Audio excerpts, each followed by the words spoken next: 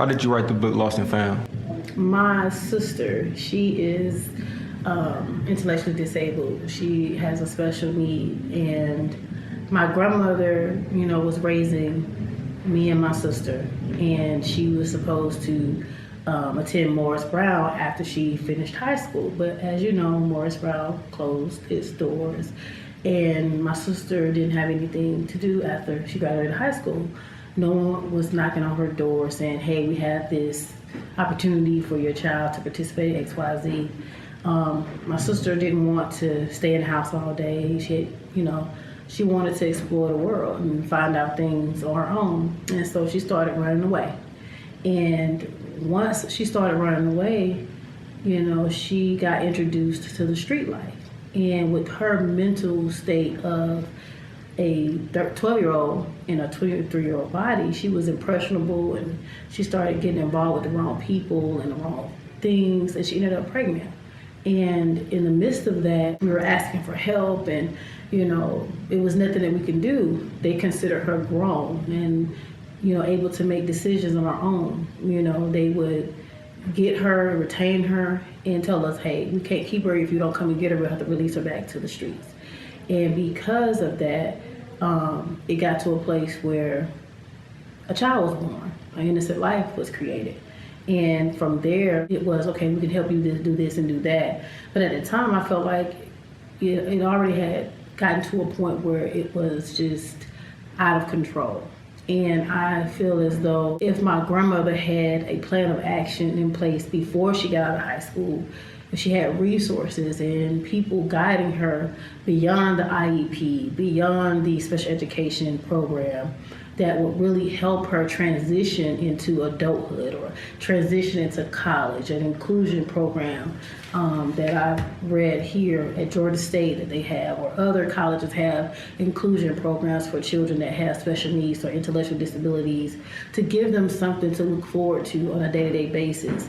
Even though they have a special need, it doesn't mean that they don't have the same desires, the same hopes, the same dreams that you and I have to have a normal life. And so I think that reading through all the resources that I've read through, from finding out the different waiver programs and finding out the different day programs and finding out what needs to be done when they reach 8th grade, 9th grade, different checkpoints that needed to be established when they're meeting with the IEP program, when they're meeting with special education. It should be someone there giving some type of transitional plan or assistance for that parent to say, hey, it's time to start thinking about, well, what are we going to do when my child gets out of high school? How are they going to live? Are they going to live with other, young adults like them? Are they going to live by themselves? Are they going to live in a community? Who's going to take over the financial piece of it, the SSI checks they may receive, or who's going to take over their health decisions and health situations that may present itself? And do I need to seek some type of legal ramifications and put those in place before they graduate, before they reach 18, so that the parent can make those health decisions or those financial decisions? This book pretty much gets the conversation started. I want parents to start thinking about, what do I need to do for my child? Because they're not going to be a child forever. They're not going to be a teenager forever. They're not going to be in my home forever. And at some point, I will leave this earth, and I need to know that my child will be okay. And so I took the time to read through hundreds of pages, a number of books to get the information, to get the resource guide here, Lost and Found, for parents to read and understand that this can serve as that transitional guide to give you some sense of peace or some sense of normalcy with your situation in regards to your child now about to graduate and become a young adult. And I feel as though a lot of the heartache and a lot of the confusion and the pain that parents with children with special needs or intellectual disabilities have to experience or go through can be eliminated if they pick up a copy of this book and read the book and figure out, what is my next step?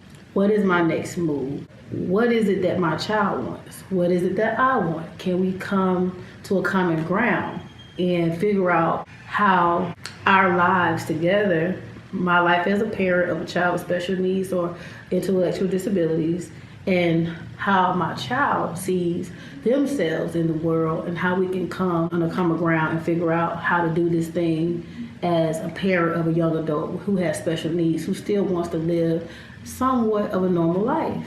And so that's what this book is. It's short, it's sweet, it's concise, it's detailed, it's to the point, because I know that you, as a parent of a special needs child, does not have time to read all of this. And so that's why I offer Author's Corner on Fridays, live at 5, for you to come with your questions and find solutions and find answers. That is something I'm giving, an opportunity for the parent, for you to come out on Fridays live at 5 and get this thing figured out and really get a concrete plan and solution in place for your child. Once again, I'm here for you. My name is Angela West Brown.